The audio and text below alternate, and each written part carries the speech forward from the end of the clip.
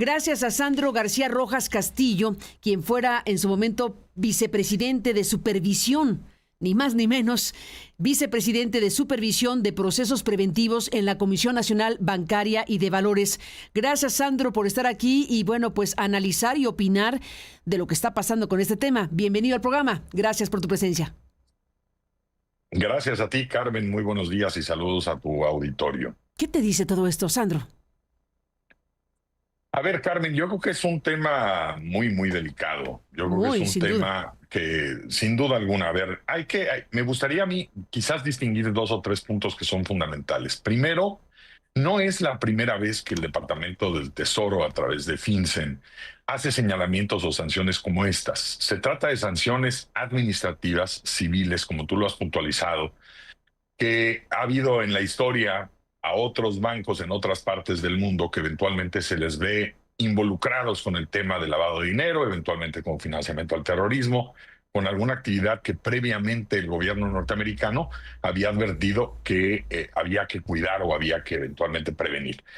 Ahora bien, ¿por qué digo esto? Porque estas entidades financieras, y tú lo has apuntado a lo largo de la mañana varias veces, están sujetas a una regulación sólida, una regulación que cumple estándares internacionales. Estamos hablando que hay estándares internacionales en todo el mundo, que como tú sabes, crea Gafi, el Grupo de Acción Financiera, y México ha tenido varias evaluaciones. De hecho, estamos por tener una nueva evaluación en este año y el año que viene, y los cumplimientos de estas sanciones han sido, perdónenme, de estas recomendaciones han sido muy afortunadas. Es decir, hemos salido muy bien calificados para efectos de el organismo internacional de Gafi.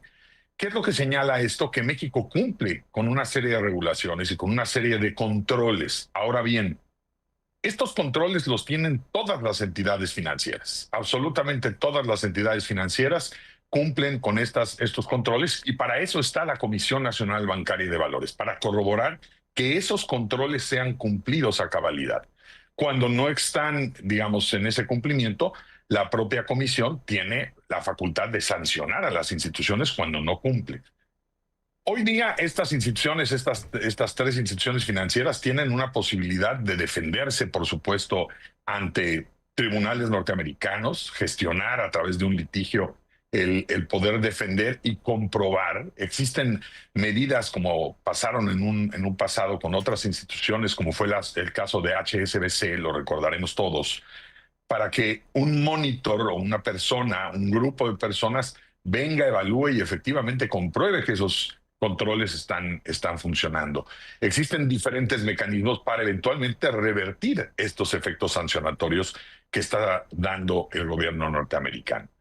Yo creo que hay que tener muy claro, y yo creo que aquí es puntual señalar, el Código Penal mexicano, cuando habla de el lavado de dinero, lo denomina operaciones con recursos de procedencia ilícita, nos dice que tiene que haber un componente que es fundamental, que es el transferir, cambiar, invertir, depositar, etcétera, recursos a sabiendas de que estos recursos son de procedencia ilícita.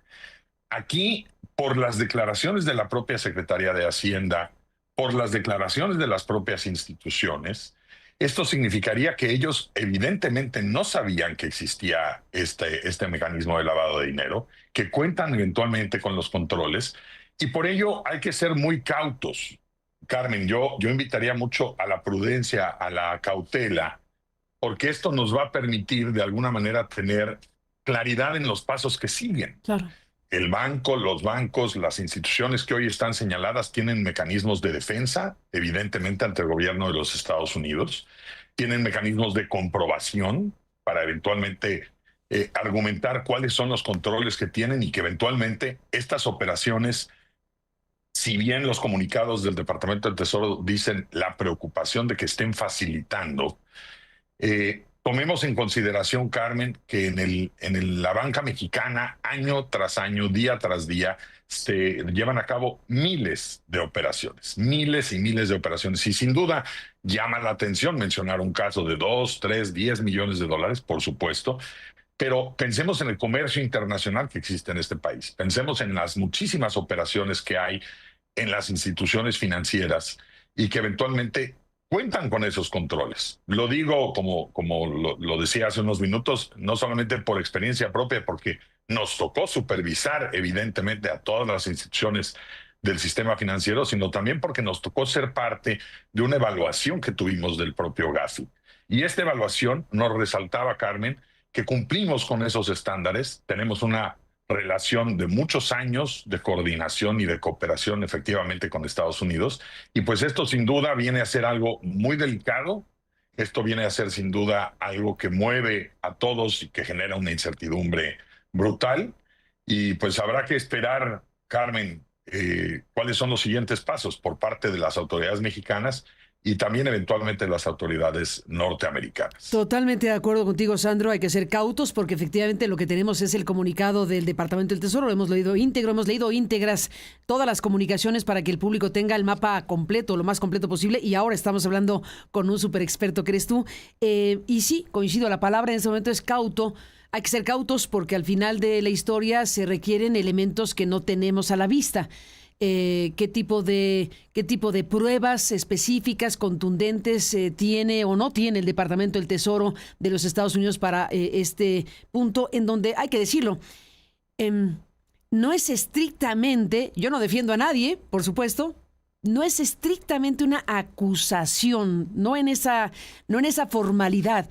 La expresión que usa el Departamento del Tesoro es que estos dos bancos y esta casa de bolsa son fuentes de preocupación principal en materia de lavado de dinero. Suena terrible, gravísimo, pero estrictamente hablando no estamos frente a una acusación formal en contra de nadie, sino de algo que en algún otro momento podría o no derivar, sí, en acusaciones formales, ¿cierto?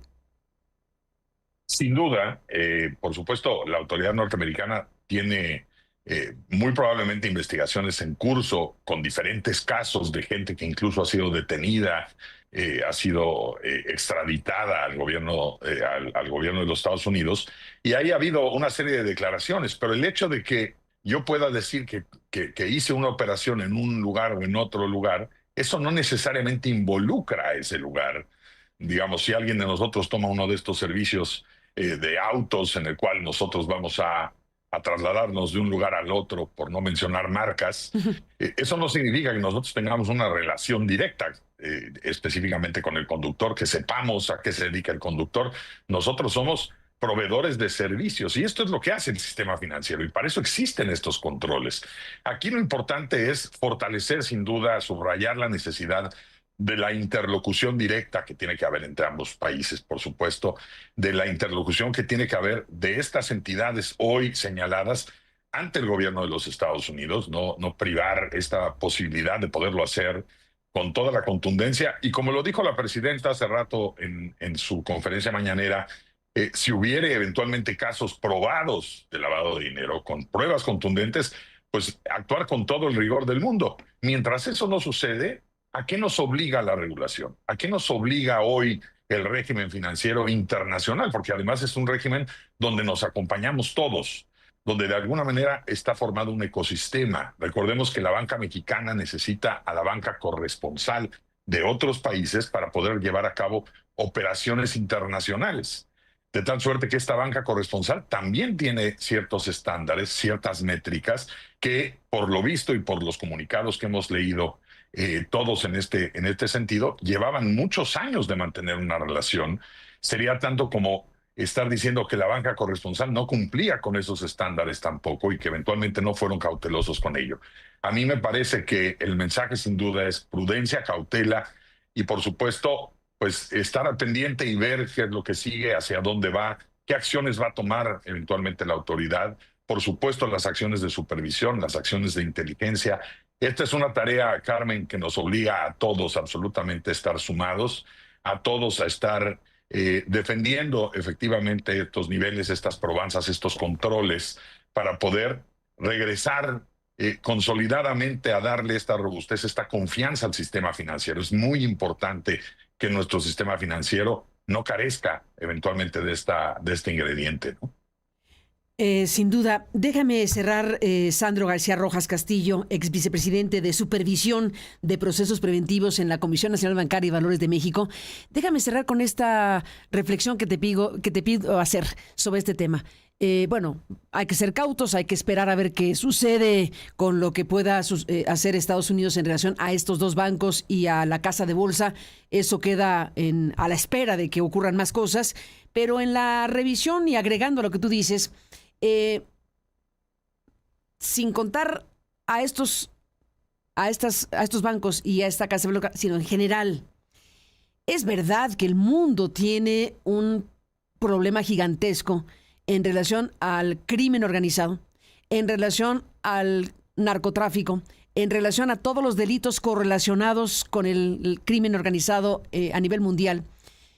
Organizaciones criminales como las mencionadas, Sinaloa, el Cártel Jalisco, Nueva Generación, en fin, todo esto que es transnacional, son verdaderas holdings, verdaderas corporaciones criminales que generan negocios criminales multimillonarios cuyo dinero llega a algún lado, cuyo dinero se lava en donde cada quien quiera pensar.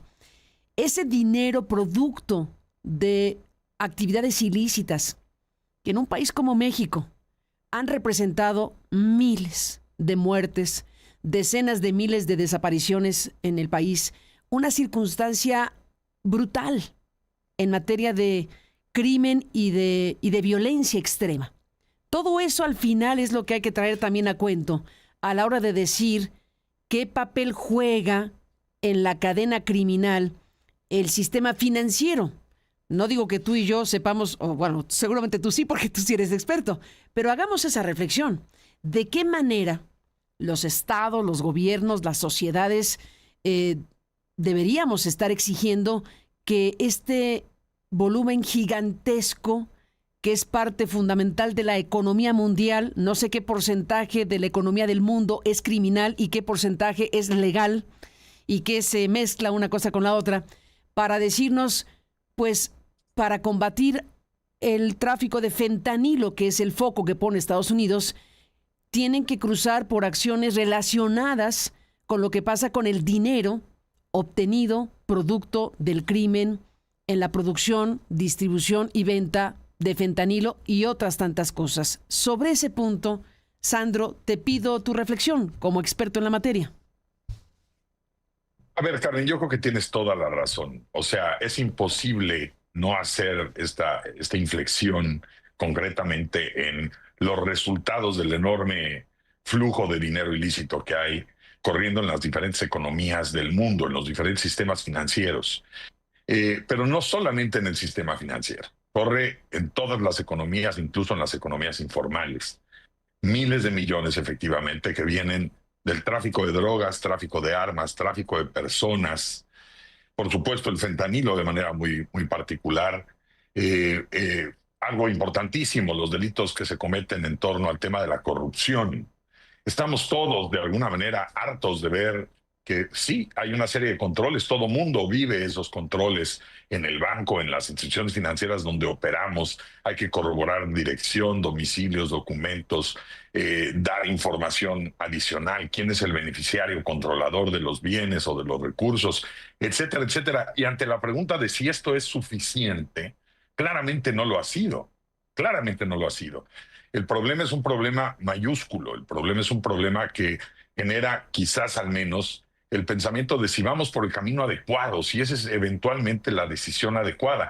Hoy hay una discusión eventualmente si todo este proceso, digamos, que hacen las instituciones financieras, si todo este proceso a través del cual se extrae un reporte de operaciones inusuales, en México se conoce como operaciones inusuales, lo que en otros lados se conoce como el Suspicious Activity Report, el reporte de operaciones sospechosas.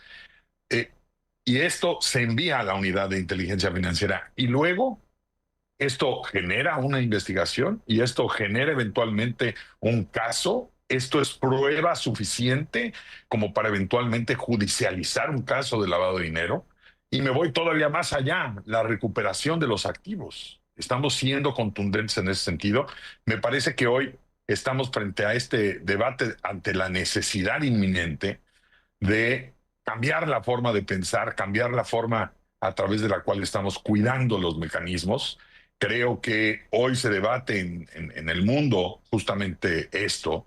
En Gafi es parte de los debates que se están llevando a cabo, cómo lograr que todo este mecanismo preventivo tenga resultados mucho más contundentes, mucho más sólidos, firmes, probatorios, para efecto de poder detener pues un tema que nos está lacerando absolutamente a todos. Los controles que hay hoy están impuestos. Hay una entidad que supervisa.